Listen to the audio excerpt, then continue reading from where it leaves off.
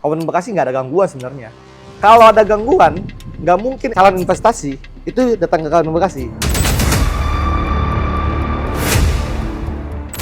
P3K di Bekasi artinya gitu. Coba banyak di sini. Nah, dengan 9.000 orang yang baru diangkat ini, kita juga berharap mereka bisa meningkatkan PAD lah.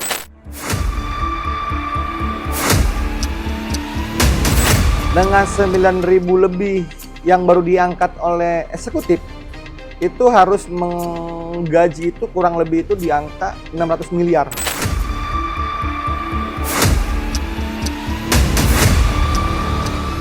Kita butuh investasi atau investor untuk bagaimana penanganan sampah di Kabupaten Bekasi. Oh, itu menarik sih. Itu aja udah. Betul, betul.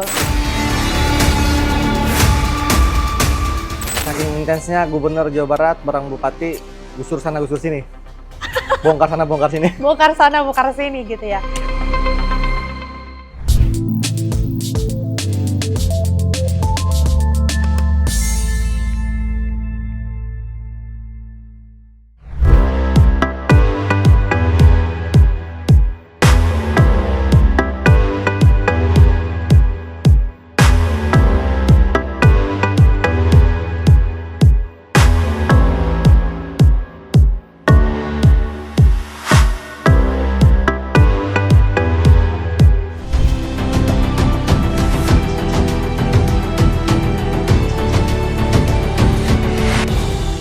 RJ Setia bersama saya Resi Maulida akan mengajak Anda untuk berdialog bersama anggota Komisi 1 DPRD Kabupaten Bekasi, Bang Giovanno Nahampun SH, yang juga menjabat sebagai Sekretaris Fraksi PDI Perjuangan.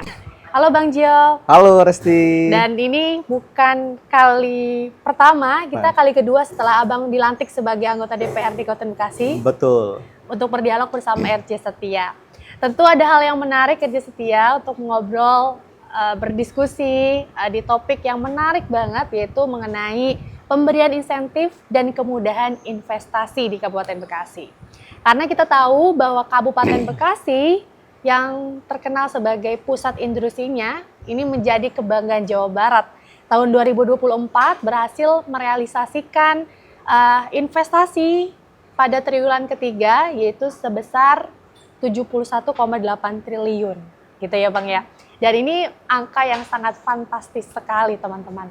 Tapi di sisi lain Kabupaten Bekasi juga mengalami angka yang cukup mengkhawatirkan, yaitu pengangguran lokal masih tinggi sebesar 8,82% dari data yang saya baca.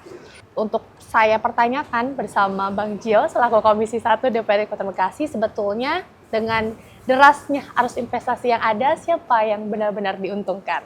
Ya, saya nggak akan tanya kabarnya, karena pasti kabarnya selalu, saya bersetujuan kabarnya selalu baik, gitu ya.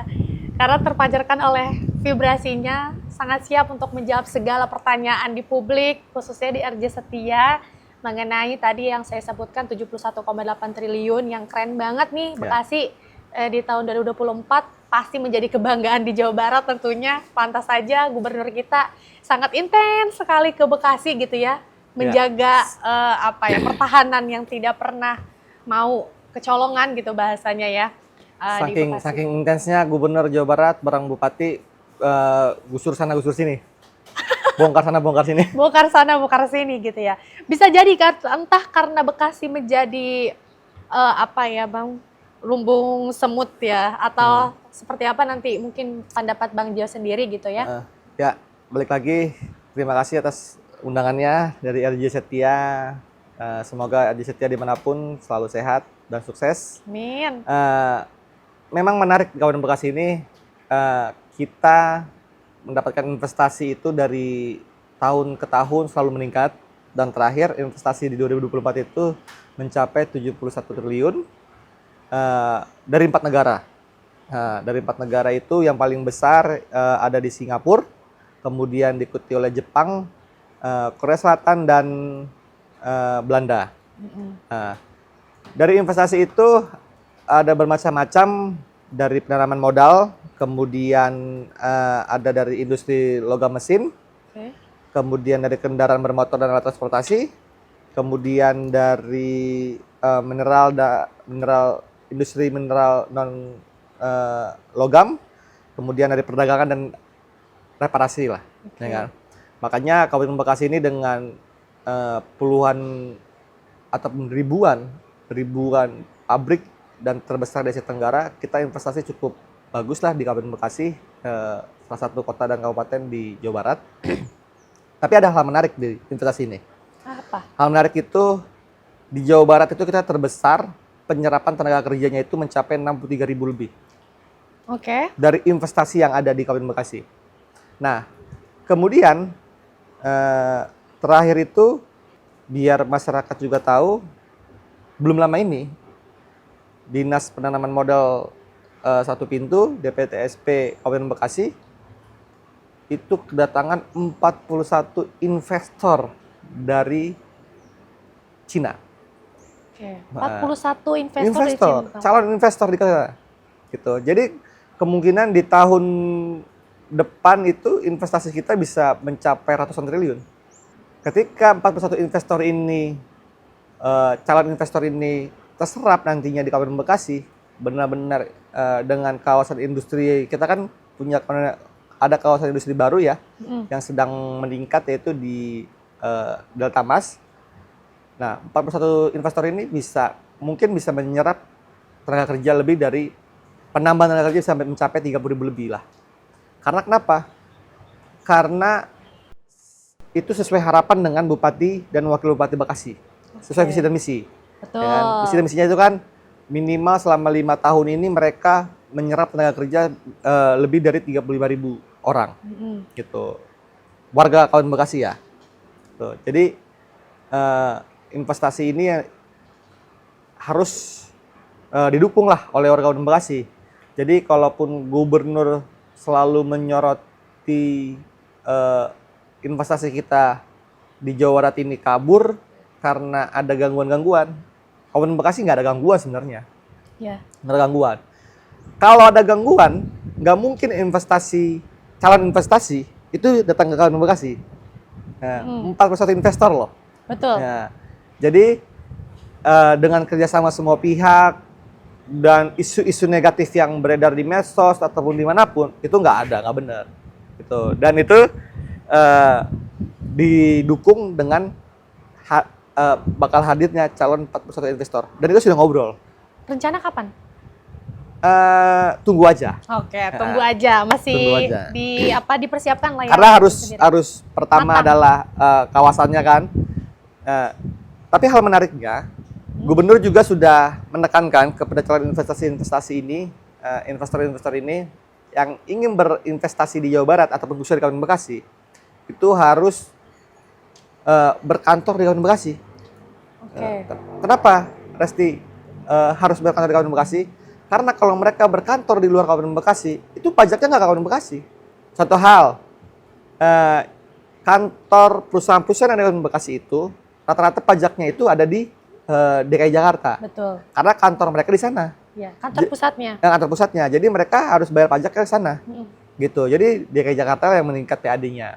Nah, ketika mereka calon investor 41 ini, ketika mereka buat kantor juga di Kabupaten Bekasi, itu akan meningkatkan PAD. Betul. Gitu. Oke, saya tertarik Bang Jo sebelum bahas mengenai tadi ya pertemuan dengan calon investor dari Cina 40 itu. Tadi kan realisasi investasi di tahun 2024 itu tembus di angka yang cukup tinggi, 71,8 miliar. Triliun. Triliun, mohon maaf, betul. Ini berasal dari Singapura, Jepang, Belanda dan Korea Selatan. Belanda dan Korea Selatan. Ini kan Singapura itu penyumbang investasi itu sampai 13,3 triliun. Oke. Kemudian diikuti Jepang itu 12,4 triliun dan Belanda itu 4,3 triliun dan Korea Selatan itu 4,3 triliun. Oke. Saya ada pertanyaan Bang terkait peraturan daerah. Ada nggak sih skema atau klausul secara eksplisit yang dijelaskan bahwa mewajibkan investor asing itu merekrut atau memprioritaskan tenaga lokal gitu di Bekasi sendiri, Bang? Atau penjelasan secara eksplisit untuk tidak membawa tenaga kerja dari negaranya? Kalaupun mereka membawa tenaga kerja dari negara asalnya, itu hal wajar. Karena bukan tenaga kerjanya lokalnya itu, tenaga kerjanya itu yang keras ya, tapi kan bicara perusahaan ini kan bicaranya kan tenaga ahli ya. Mungkin mereka lebih percaya dengan pekerja yang dari asalnya atau tenaga ahli dari sananya lah, dari negara asalnya, gitu. Itu hal wajar. Karena kita pun ketika pun mereka ada tenaga kerja asing yang ada di Kabupaten Bekasi, itu ada pajaknya juga. Oke. Ada pajaknya juga. Berapa persen? Itu diatur undang-undang semua.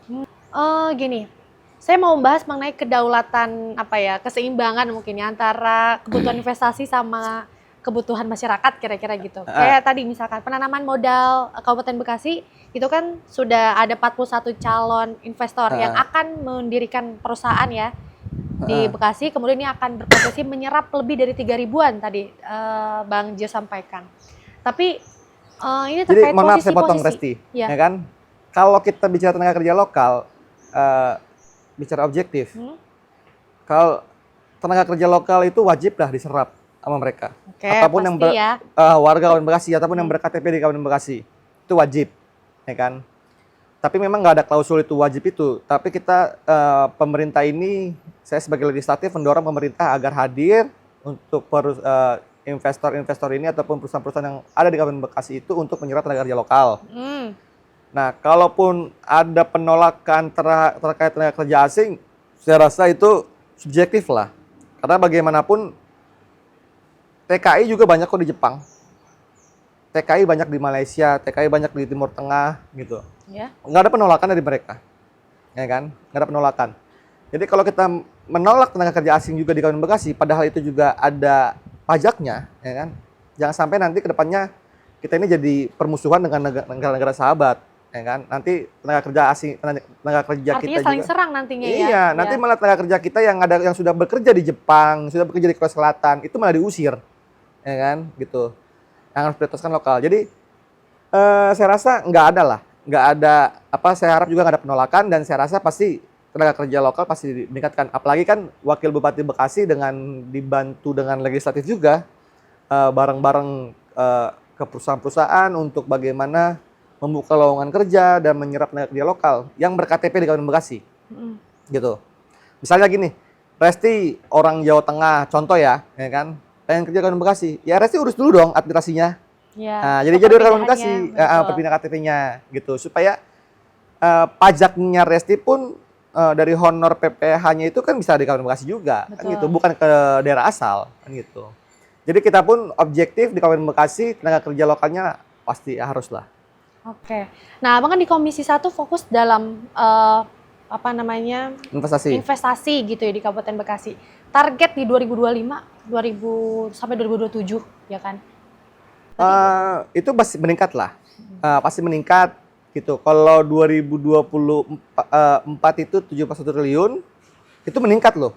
Dari sebelumnya memang. Itu kan dari sebelumnya itu 53 triliunan, 40 triliunan. 4 triliun. Ya kan, akhirnya meningkat dalam 2024. Berarti kan memang investasi di Kabupaten Bekasi ini kan sangat menggiurkan. Betul. Gitu.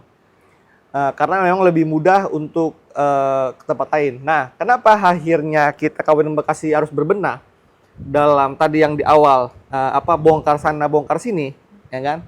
Sebenarnya itu memudahkan untuk investasi kita di Kabupaten Bekasi juga. Begitu. Kenapa? Karena gini, kalau aliran airnya saja terhambat ataupun nanti pabrik-pabrik itu banjir, kan jadi nggak ada yang mau di Kabupaten Bekasi. Gitu. Jadi kita benahi infrastrukturnya juga, ya kan? Baru investor datang. Ketika investor datang, kita bisa menyerap tenaga kerja lokal. Gitu. Jadi ini semua berkesinambungan. Begitu. Ini untuk menjawab juga kenapa akhirnya kok Bupati Bekasi dan Gubernur ini kok bongkar sana bongkar sini gitu. Kita penggusuran di mana-mana gitu harus benahi semuanya. Iya. Oke. Saya jadi tertariknya gini Bang, 54 kemudian ke 71,8 ini kan yang luar biasa ya angkanya ya. Artinya setiap tahun ada peningkatan investasi, tapi pengangguran juga semakin tinggi di Bekasi. Nah ini yang salah tuh di mana sebetulnya? Nggak ada yang salah sebenarnya. Karena gini, tercenderung semuanya itu ingin kerja di pabrik. Mindsetnya itu, maaf nih, anak petani itu ingin kerjanya di pabrik, anak tukang kebun ingin kerjanya di pabrik, gitu. Padahal kalau mereka menekuni pertanian, itu kan lebih bisa meningkat kesejahteraan. Resti percaya nggak, lulusan IPB itu, sarjana pertanian, itu pengen kerja di kebun, berusaha, mindsetnya berusaha, menjadi pengusaha. Nggak akan ada pengangguran. Berarti mindsetnya masyarakat Bekasi masih pekerja dong, Bang? Ini kan tantangan Bukan juga. mindset masyarakat Bekasi, mindset pribadinya. Ya, ini kan kita lagi ngomonginnya lokal ya, Ah, ah. Bekasi ya kan. Berarti anggaplah ini konteksnya untuk masyarakat Bekasi. Karena kayak gini, karena memang yang lebih mudah itu kerja di pabrik, kerja dapat duit gaji, ada gaji bulanan. Karena memang Simple. Kalau Betul. pertanian kan enggak. Memang sih pertanian itu kan dia nunggu dulu 2 bulan atau 3 bulan baru dia dapat hasilnya. Betul. Sebenarnya sama. Hasil dia 1 bulan di PT ataupun 3 bulan di PT dengan 3 bulan panen itu sama sebenarnya. Nah, ini kan akan menjadi masalah yang terus berkepanjangan, Bang. Masyarakat menganggap pemerintah tidak memberikan fasilitas, kemudian pemerintah Sebenarnya karena pengangguran itu tercipta itu bukan karena nggak ada kesempatan, karena ada persaingan aja. karena ada Persaingan. Oke. Gitu. Makanya kita mudahkanlah investasi di Kabupaten Bekasi sehingga pengangguran bisa dientaskan. Ya kalaupun nggak bisa 100% kan harus menurun minimal. Oke, pengangguran. Abang kan dari fokus Komisi 1 di investasi pasti punya data atau pemetaan sektor industri lah, ya mana yang mendapatkan penyerapan tenaga lokal yang lebih tinggi, mana yang sektor industri yang penyerapan tenaga lokalnya lebih rendah. Kira-kira ada nggak? Nggak, tergantung kalian sih sebenarnya. Maksudnya? Gini, SMK, SMA itu kan SMK lebih dominan untuk di dunia industri dibandingkan SMA. Ya. Sedangkan yang SMA itu kan ya maaf ya belum punya kalian sehingga dia ketika ngelamar kerja itulah tercipta penganggurannya gitu loh. Karena belum ada kaliannya. Kalau di SMK kan memang sudah dibentuk untuk kerja di pabrik atau di industri gitu loh. Nah, pengangguran yang ada di Bekasi kan memang sebenarnya kalaupun harus dibenahi itu ini nih harus hadir nih sebenarnya sih. Saya pun sebagai legislatif sudah beberapa kali diskusi di Bamperda, Badan Perda daerah. Perusahaan itu sebenarnya sudah harus jangan membuat batas tinggi. Jadi yang perlu diketahui oleh Resti adalah perusahaan itu saat membuka lowongan pekerjaan dia tuh ada batas persyaratannya, batas tinggi. 155, 60 cm gitu. Sedangkan ya maaf nih, banyak anak-anak Gen Z sekarang itu tingginya itu kurang. Ketika itu tingginya kurang, disitulah mereka nggak lolos persyaratan. Akhirnya mereka nganggur, nyari kerja sana sini nggak nemu. Ya udah akhirnya menikmati hidup. Nah, apalagi perusahaan itu sudah diatur di undang-undang, tapi maaf belum mau menerima disabilitas di perusahaan. Padahal itu wajib loh. 1% tenaga kerja di perusahaan itu harus ada disabilitasnya. Tapi mereka belum. Nah, ini kan pengangguran yang dicatat oleh pemerintah itu kan bukan hanya pengangguran karena lu nganggur nggak dapat kerjaan, tapi karena pertama adalah persyaratan tinggi, yang kedua dia persyaratan disabilitas. Ya. Nah, itu yang membuat akhirnya pengangguran banyak di Kabupaten Bekasi. Kalau misalnya persyaratan ini diabaikan, pasti mereka semangat kerja kok. Semangat kerja. Nah, itu pertama. Yang kedua, umur lagi. Ya. Maksimal umur 24, 23. Mohon maaf nih, bukan karena umur saya udah di atas 30. Ya kan? Seseorang yang umur 20 tahun dengan seseorang yang umur 35 tahun, saya yakin lebih rajin umur 35 tahun kerja di perusahaan. Kenapa? Karena umur 20 tahun itu maaf nih masih bujangan, belum ada tanggung jawaban, tapi umur 35 tahun ketika dia punya istri dan anak, pasti dia akan lebih rajin kerjanya. Dan rata-rata tanggung jawab ya. Dan rata-rata ya karena ada tanggung jawab, dan rata-rata pengangguran di Kabupaten Bekasi itu rata-rata di umur di atas 30 tahun. Iya. Bukan di bawah umur 25 tahun. Karena perusahaan sendiri yang membuat itu. Nah, kemudian pemerintah harus hadir dari mana? Ya, komunikasi itu. Dengan kunjungan Wakil Bupati Bekasi ke perusahaan-perusahaan, terus didampingi oleh Komisi 4 sebagai mitra kerjanya di Snaker, mereka harus mensupport ataupun mengawal tentang tenaga kerja yang soal persyaratan itu. Gitu. Investasi kita sudah banyak, investor kita sudah banyak, warga tenaga kerja lokal kalah dengan persaingan persyaratan. Gitu. Pemerintah sudah hadir. Pemerintah sudah hadir untuk mendatangkan investor untuk menyerap tenaga kerja lokal. Tapi ketika perusahaan Membuat batasan. batasan persyaratan, akhirnya apa? Tenaga kerja lokal Kabupaten Bekasi ini nggak memenuhi persyaratan. Akhirnya mereka mengambil dari daerah lain. Bukan lowongan kerjanya. Itu yang membuat. Oke. Ini masukan juga buat pemerintah Kabupaten Bekasi sebenarnya. Oke, kemudian ini Bang, terkait masih dengan perusahaan ya. Perusahaan ini kan memberikan batasan tinggi. Kemudian juga memberikan tentu batasan tinggi itu kan untuk performa perusahaannya pribadi. Betul. Ya. Tapi dia juga memberikan investasi atau pemasukan daerah kepada pemerintah sendiri. Ini kan artinya ada saling kepentingan ya di situ ya. Sama-sama kepentingan, pemerintah punya kepentingan, perusahaan juga punya kepentingan. Betul. Gitu ya. Nah, masyarakat kan berada di tengah-tengah itu ya Bang ya? Berada di tengah-tengah itu. Nah dari tingginya investasi yang masuk gitu ya, kira-kira Bang, pemerintah itu akan pro kemana? Kalau pemerintah sih saya nilai saat ini masih fleksibel lah.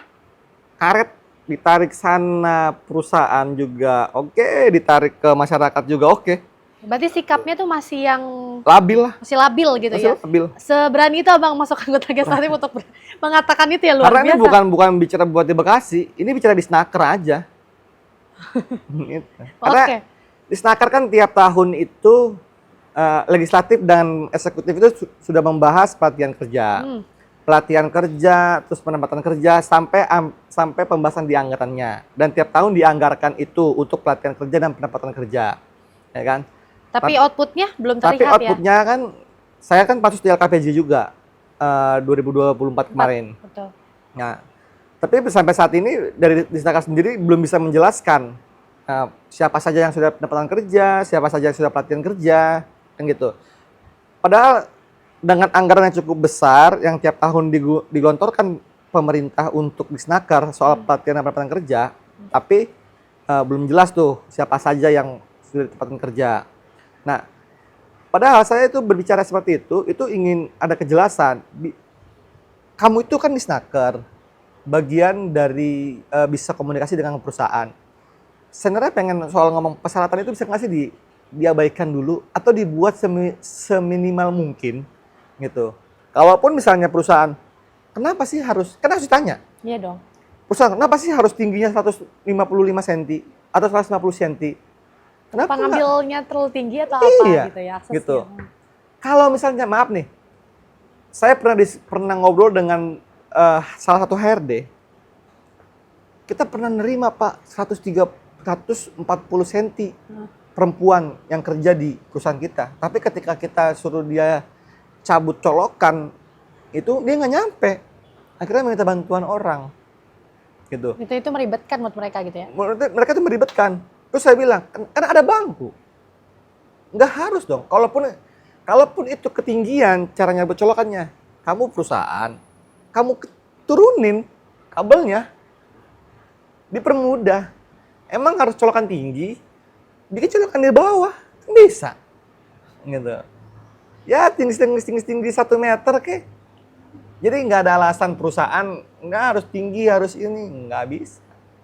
Kalau itu alasan mereka, ya kita punya alasan juga. Alasan yang lebih bermanfaat lah. Oke, kemudian terkait pemberian insentif nih Bang.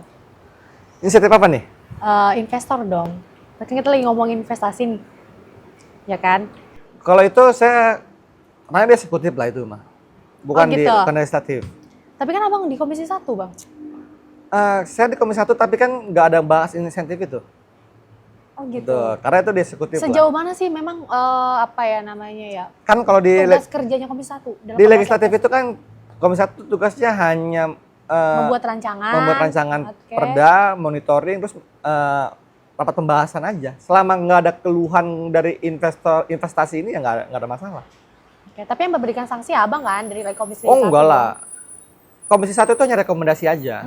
Tetap eksekutif berarti kembalinya. Eksekutif sebagai ininya, leading sektornya. Oke, berarti memang tepat sekali diundang Bang Jo ini hanya untuk berdialog sebetulnya bagaimana narasi tengah antara pemerintah dengan masyarakat, kemudian investor dengan pemerintah gitu ya.